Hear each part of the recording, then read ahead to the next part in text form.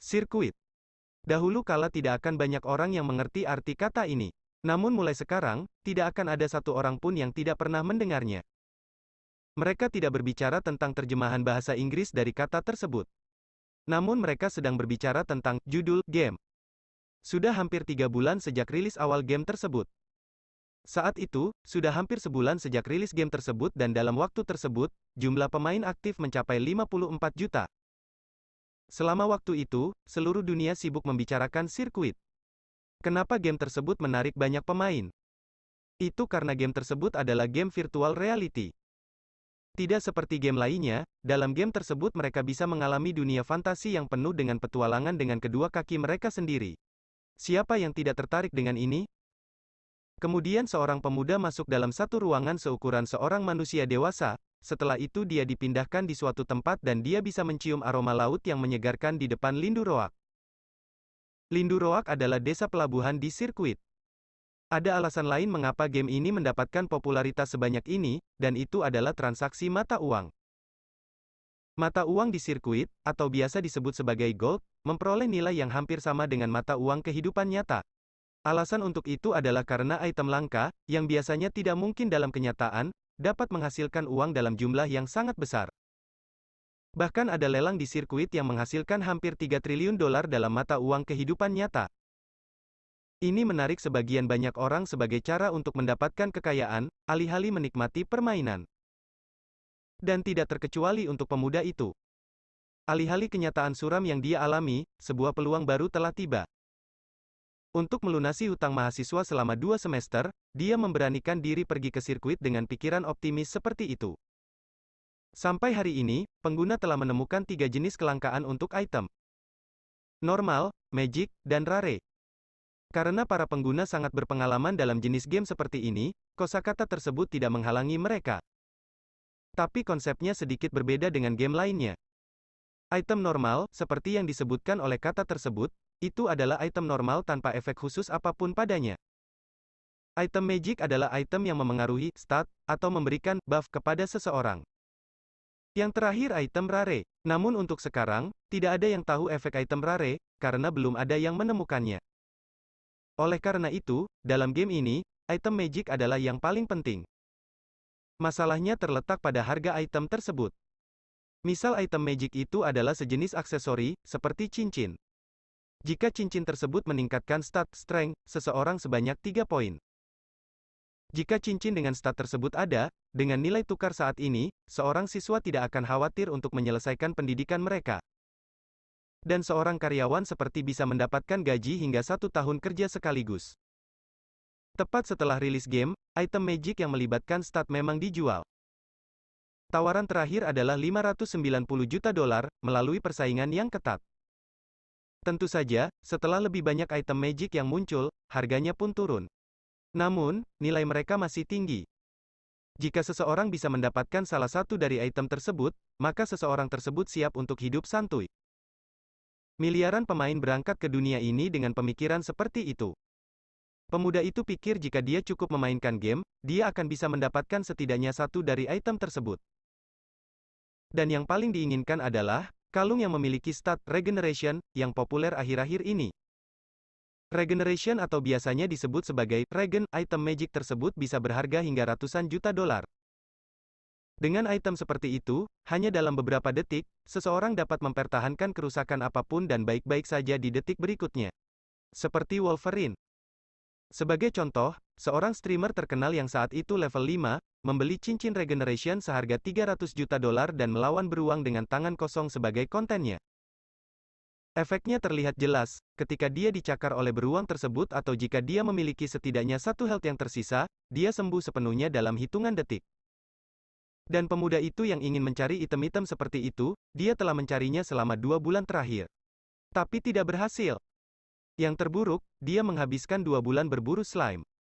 Slime adalah satu-satunya monster biasa yang bahkan bisa dikalahkan oleh seorang pemula. Ada banyak hari di mana dia kelaparan untuk berburu slime. Dia bahkan berpikir bahwa jauh lebih baik jika dia bekerja paruh waktu.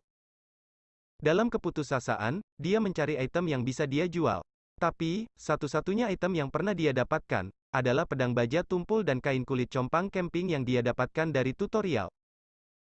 Sejujurnya, kebanyakan orang yang mencari item magic sepertinya, berada dalam kesulitan yang sama. Item-item magic, betapapun luar biasanya, sangat sulit didapat. Waktu itu ketika dia antusias menyelesaikan quest, beberapa siswa SMA membunuh slime di Lundebarun dan mendapatkan cincin regeneration. Setelah itu, sebagian besar slime di Lundebarun jarang terlihat. Namun, dia menemukan banyak orang yang mendapatkan item magic di dekatnya, yang membuatnya termotivasi. Tapi, hanya beberapa orang yang bisa mendapatkan item magic tersebut. Sirkuit dikenal karena tingkat dropnya yang sangat rendah. Dengan mengingat hal itu, dalam total 400 juta pengguna, bahkan 1% tidak mengklaim item magic tersebut. Dan tidak mengherankan, pemuda itu bukan bagian dari 1%. Dia pikir dia bisa menjadi spesial setidaknya dalam game. Namun harapannya telah pupus. Kemudian pemuda itu pergi ke penginapan. Azure Ladies Inn, itu adalah penginapan termurah yang pernah dia tinggali selama beberapa bulan di Linduroak. Saat dia bersandar di penginapan, dia merenungkan dirinya di masa lalu. Dia pikir, jika dia bermain cukup untuk beberapa bulan, dia akan bisa mendapatkan item magic. Dan, dengan menjual item itu, dia pikir dia bisa melunasi hutang pelajar dan melanjutkan pendidikannya. Namun sebaliknya, game ini mengacaukannya dengan memberinya istirahat 2 tahun dari sekolah. Dia terus menghela napas. Di tempat pertama, banyak pengguna tidak fokus pada aspek petualangan atau berburu dari game. Karena mata uang di dalam game hampir sama dengan di kehidupan nyata, bekerja untuk mendapatkan uang di dalam game sama dengan bekerja di kehidupan nyata. Menjadi pejabat di kekaisaran sama dengan bekerja di perusahaan AAA. Blacksmiths, enchanter, alchemist. Ada pengguna yang berspesialisasi dalam kerajinan. Bahkan ada pemain yang menandatangani kontrak dengan NPC atau bekerja paruh waktu. Bisa dibilang ada cara yang lebih stabil untuk menghasilkan uang dalam game daripada mendapatkan jackpot dari membunuh monster. Beberapa bahkan membuka toko mereka sendiri dan booming. Bahkan ada program televisi yang mengambil manfaat dari kisah sukses para CEO ini. Dalam kasus lain, perusahaan kehidupan nyata menandatangani kontrak dengan perusahaan pengembang sirkuit untuk memiliki toko dalam game. Pemuda itu berpikir bahwa dia juga seharusnya bekerja dengan rajin seperti mereka. Dia telah menyia-nyiakan 2 bulan, dan tidak ada apa-apa selain 5 gold di inventarisnya. Dikonversi ke mata uang kehidupan nyata, itu hampir $500. Tapi, ini hampir tidak cukup dibandingkan dengan pekerjaan yang dia lakukan selama 2 bulan. Sejujurnya, dia benar-benar kehilangan kesenangan dalam bermain game. Pada awalnya, dia kagum dengan laut berwarna zamrud di Linduroak, dan apa yang mengelilinginya adalah pikiran yang dipenuhi dengan harapan dan hiburan. Tapi sekarang, dia datang untuk membenci laut yang menyengat ini. Setiap kali dia pergi berburu, dia hanya akan kembali dengan cedera. Dia dulu bertahan melalui rasa sakit, tetapi sekarang dia hanya merasa kesal. Dia menggaruk rambutnya karena marah. Dia pikir itu akan mengurangi kemarahannya, tetapi melihat rambutnya yang berantakan hanya membuatnya lebih marah. Pemuda itu berpikir bahwa dia sekarang akan berhenti dari game ini. Ini adalah kesimpulan yang dia dapatkan. Dia akan keluar dari game dan bekerja keras di kehidupan nyata. Tapi, dia tidak bisa menghilangkan rasa sesak di hatinya ini. Jika saja dia mulai memainkan game ini dengan sepenuh hati, apakah dia akan lebih baik? Sekarang udah terlambat untuk memikirkan hal itu. Dia mengakses inventarisnya, yang tidak dapat dilihat orang lain. 5 gold tersisa. Dia pikir menghabiskan gold ini akan membuatnya bahagia. Saat dia melihat ke sekeliling, dia sedang berada di tengah taman Linduroak. Godaan alkohol yang tak mampu dia tahan, dan aroma daging dan ikan yang enak. Kemudian dia memegang makanan lezat itu di kedua tangannya, dan berjalan melintasi taman. Dia bahkan telah menyumbangkan 50 silver ke pertunjukan seorang pengguna. Pada saat itu, dia mendengar sorak-sorai di sekitarnya. Bahkan antarmuka memberitahunya bahwa fame-nya telah meningkat. Dia benar-benar bersemangat. Dia pikir dia akhirnya bisa menikmati sirkuit sebagaimana mestinya. Dengan sisa 2 goldnya, dia mendengar kerumunan di sudut taman. Dipenuhi dengan gelak tawa orang-orang, di tengah keramaian, pemuda itu melihat seorang lelaki tua yang mengoperasikan toko judi. Di kedua sisi toko, ada tentara bayaran berlapis armor yang melindungi tempat itu. Saat lelaki tua itu memikat orang banyak, dengan menjualkan barang antik seharga 30 silver dan gulungan identification seharga 1 gold, dengan tawaran akan mendapatkan untung yang besar. Orang-orang di sekitar malahan kesal dan berkata bahwa, bukankah dia seorang penipu? Bahkan ada seseorang yang kehilangan 8 goldnya dan orang tersebut hanya mendapatkan barang sampah. Saat orang itu menginjak pria tua itu dengan marah, kedua penjaga itu menghentikannya dan menendang orang itu. Pria tua itu terus melanjutkan, dia berkata, aku hanya ingin barang antik ini menemukan pemiliknya. Sekarang gelombang jika Anda menggunakan gulungan identification ini pada barang antik ini, Anda akan dapat melihat nilai aslinya. Anda tidak pernah tahu, itu mungkin item rare. Petik 2. Ketika mendengar hal itu, bisa dibilang itu adalah judi. Barang tak dikenal, dengan bagian luar yang rusak. Dengan menggunakan gulungan identification, itu bisa mengembalikan item ke bentuk aslinya. Dari kelihatannya, bisnis itu sedang booming. Identification normal tidak pernah melebihi 50 silver.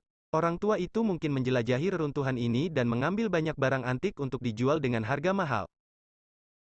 Meskipun demikian, alasan orang-orang senang dengan pertaruhan ini mungkin adalah harapan untuk menjadi bagian dari 1%, seperti yang diinginkan banyak orang, ketika mereka bergabung dengan sirkuit. Pemuda itu tertarik, dan ingin mengakhirinya dengan cara itu. Dia tidak memiliki penyesalan yang tersisa. Sangat lucu untuk memikirkan hal terakhir yang akan dia lakukan dalam game ini, adalah berjudi. Pertama-tama, dia benar-benar mabuk. Memainkan game ini sambil mabuk, membuatnya sadar bahwa ini benar-benar game terbaik di dunia. Saat dia melangkah maju untuk memilih artefaknya, kerumunan di sekitar menyemangatinya. Setelah artefak meninggalkan tangan pria tua itu, dia meninggalkan tempat kejadian. Di belakangnya, dia bisa mendengar gerutuan kecewa dari orang di sekitar. Mereka berpikir bahwa pemuda itu takut kalau gagal dan dipermalukan mereka. Saat pemuda itu meninggalkan kerumunan, dia berjalan menuju penginapan Azure Ladies Inn. Tempat yang dia tinggali selama 2 bulan terakhir. Tempat yang tidak akan pernah dia kunjungi lagi setelah besok. Dia segera masuk ke dalam kamarnya di penginapan. Anehnya, efek alkohol menghilang dengan cepat. Kemudian dia memegang artefak kecil dengan gulungan identification-nya senilai $100. Dia berkata, analize. Menanggapi perkataannya, artefak mulai terbongkar di sekitar kamarnya. Saat artefak berubah wujud menjadi asap hitam. Dari dalam pusat, sinar cahaya ungu datang lebih terang dan lebih hangat dari matahari. Dipenuhi dengan kegembiraan yang dia tidak tahu entah dari mana. Dia melihat asap menjelma menjadi kalung. Dan sebuah hologram mengatakan bahwa dia telah mendapatkan item rare dengan memiliki nama Polorun Star.